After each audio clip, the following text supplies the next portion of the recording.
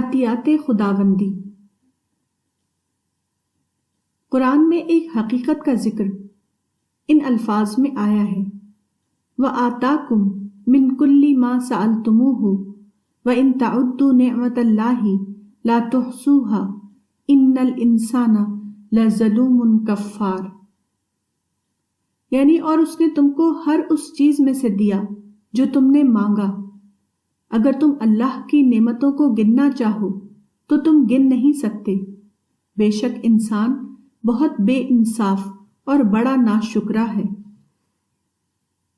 قرآن کی اس آیت کا مطلب یہ ہے کہ اس دنیا میں فطری طور پر انسان کی جو ضرورتیں ہیں خالق کی طرف سے، وہ سب کی سب انسان کو دے دی گئی ہیں۔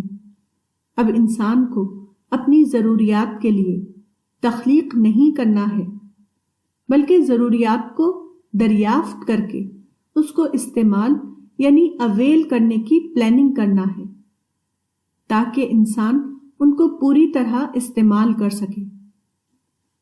ضروریات کی یہ فراہمی صرف ہوا اور پانی تک محدود نہیں ہے، بلکہ دوسری تمام چیزوں تک وسیع ہے۔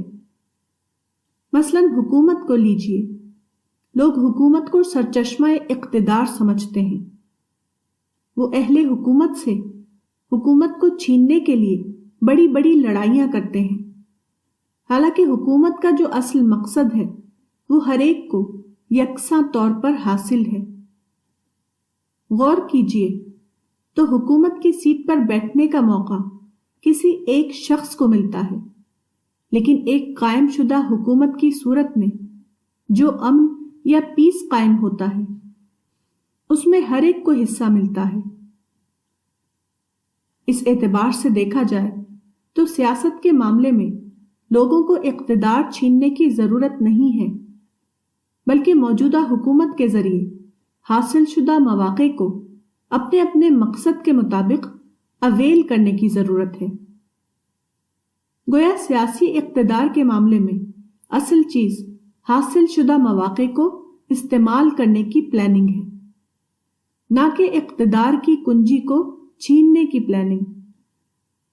اسی لیے قرآن میں دوسری چیزوں کی طرح حکومت کو بھی عطیہ خداوندی بتایا گیا ہے۔ البقرہ